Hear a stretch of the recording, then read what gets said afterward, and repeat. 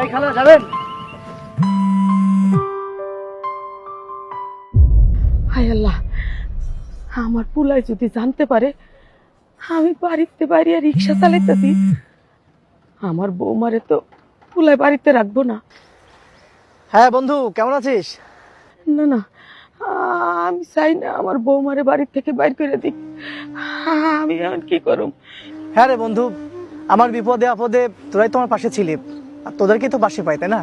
যেহেতু অনেকদিন পর দেশে আসলাম, তো একটা কাজ কর, আমাদের যারা বন্ধু বান্ধব আছে না সবাইকে ইনভাইট করব, সবাই মিলে আমার বাসায় একদিন খাবো। হ্যাঁ, অনেক মজা করব। অনেক ভালো আছে অনেক। আচ্ছা শোন, বর্তমান সময়ে যে অবস্থা, মানে বউ শাশুড়ি তো একেবারে গ্যামজাম গাজাগাজি সবসময় লেগেই থাকে, কিন্তু আলহামদুলিল্লাহ আমার বউ আমার মার সঙ্গে একদম বান্ধবীর মতো করে চলে। এদিক দিয়ে খুব ভালো আছে বন্ধু। আচ্ছা ঠিক আছে, রাখলাম তাহলে। আর শোন, ফোন দিলে চলে আসিস কিন্তু। হ্যাঁ আচ্ছা, দেখা হবে। হ্যাঁ আচ্ছা ঠিক আছে। এই খালা যাবেন? না বাবা, আমি যাবো না। আপনার কণ্ঠটা কেমন যেন চেনা চেনা মনে হচ্ছে। কি যে কন্যা সাহেব, আমার কণ্ঠ পরিচিত লাগবে কই থেকে? আমি তো আপনারে কোনোদিন দেখি নাই, আপনি আমারে কোনোদিন দেখেন নাই, আর একজনের মতো তো আরেকজন হইতেই পারে। তা অবশ্য ঠিক কথা, কিন্তু আপনি এভাবে মুখ ঢেকে কথা বলছেন কেন? বাজার, আসলে হয়েছে কি, আমি বয়স্ক মানুষ তো, আমি আমার মুখটা কাউরে দেখাই না। ও আচ্ছা, কি আর করা বলেন, জীবনের তাগিদ। আসলে জীবনের জন্য মানুষ কত কিছু না করছে। আমার মনে হয় আপনার ফ্যামিলিতে, মানে আপনার বৌমা মনে হয় বাড়িটারি থেকে বের করে দিয়েছে না? তা নাহলে তো এই বয়সে রিক্সা চালানোর তো কোনো কথাই না। না, আপনাকে দেখে অবশ্য খুব খারাপও লাগছে। আপনি মা বয়সী একজন মানুষ, এত কষ্ট করে রিক্সা চালাচ্ছেন। আপনার ছেলে আর বৌমাকে যদি পেতাম না, কষিয়ে কয়েকটা চড় মেরে দিতাম আর কয়েকটা কথা শুনিয়ে দিতাম। মানে কুলাঙ্গার সন্তান এগুলো, কুলাঙ্গার সন্তান। মানে এই বয়সে মাদের বাসায় রেখে সেবা যত্ন করবে তা না, মাকে দিয়ে রিক্সা চালাতে পাঠিয়েছে। কেমনটা লাগে আপনি বলেন? আমি আমার সন্তানদের কোনো অভিশাপ দিই না, আর আমার সন্তানের কোনো ক্ষতি হোক এইটা আমি চাই না। আপনি যাই কিছু কর না কেন, আমার সন্তানদের অভিশাপ দিয়েন না। সন্তানরা যতই কষ্ট দিক না কেন, মমতা ওই মারা তো সন্তানের কখনোই ক্ষতি চায় না, তাই না? খালা, আপনার একটা কথা কই, আপনি না একটা কাজ করেন, আপনি আমার সাথে আমাদের বাড়িতে চলেন। আমার মার সাথে আপনি খুব ভালোভাবে থাকতে পারবেন। অবশ্য আমার মারও একটু অনেক উপকার হইলো, মানে আমার মা একটা কথা বলার মতো মানুষ হইলো, আর আপনারও রিক্সা চালাতে হইলো না। চলেন, আপনি আমার সাথে আমাদের বাড়িতে চলেন। না না, আমি আপনার বাড়িতে যাইতে পারব না, আমি যাব না। খালা, আপনি খামাকা ভয় পাইতেছেন, আমার বউ কিন্তু খুবই ভালো মানুষ, আপনারে নিয়ে গেলে সে খুব খুশি হবে, আর আপনি আমাদের বাড়িতে খুব ভালোভাবে থাকতে পারবেন। চলেন খালা। স্যার, আমি তো একবারই কইছি আমি আপনার বাড়িতে যাইতে পারব না, আমি যাব না, আপনি চইলা যান। আরে খালা চলেন তো। মা, তুমি তুমি রিক্সা চালাইতেছো? আমি কি করতেছি তুই দেখতেছস না? রিক্সা চালাইতেছি, রিক্সা।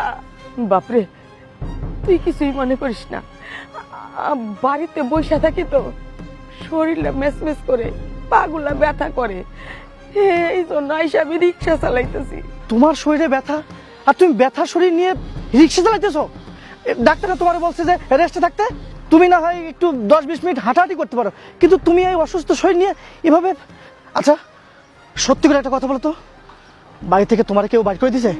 বাবা, তুই বিশ্বাস কর, আমারে বাড়ি থেকে কেউ বাইর করে দেয় নাই, আমি নিজের ইচ্ছে বাইরে এসে রিক্সা চালাইতেছি। থাক, আমি তোমার ছেলে, আমি খুব ভালো করে জানি তোমার চোখের ভাষা। ওই ডানিটাই তোমাকে বাড়ি থেকে বের করে দিয়েছে না? আমি খুব ভালো করে বুঝতে পারছি, খুব ভালো করে বুঝতে পারছি। আমি কি তোরে একবারও কইছি যে বৌমা আমার বাড়ি থেকে বাইর করে দিছে? তাহলে তুই না এই সমস্ত কি কইতাছ? এই অন্যায় শাস্তিও পাইবেই। তুমি কি মনে করছো তোমার সাথে অন্যায় করবে আর আমি কিচ্ছু বলবো না? ওর শাস্তি ওকে পেতেই হবে।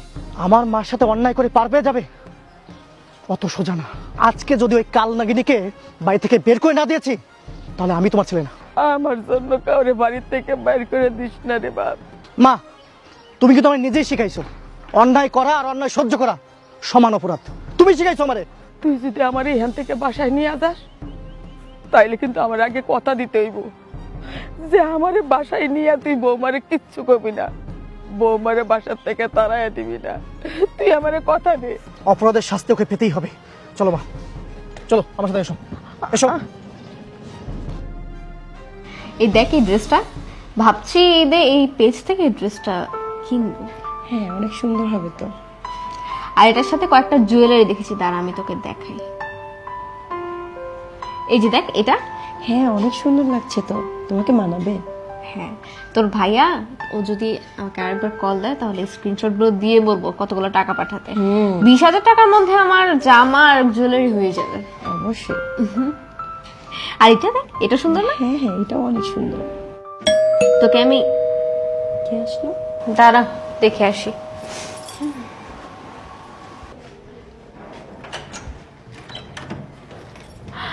আরে তুমি, হোয়াট আ প্রেজেন্ট সারপ্রাইজ! তুমি আসবে একবার আমাকে বলবে তো নাকি? এটা কোনো কথা? আচ্ছা আগে আসো তো, ভিতরে আসো, চলো। একবার বলে আসবে তো নাকি? জানলে তো আমি তোমাকে অন্তত এয়ারপোর্টে নিতে যেতাম। দুলাভাই হঠাৎ করে চলে আসলেন, বিদেশি কোনো ঝামেলা হয়েছে? কি হয়েছে? তুমি চুপ করে আছো কেন? কিছু বলছো না যে? এভাবে হঠাৎ না বলে চলে এসেছে, এত বড় সারপ্রাইজ দিলে, এখন কিছু বলো।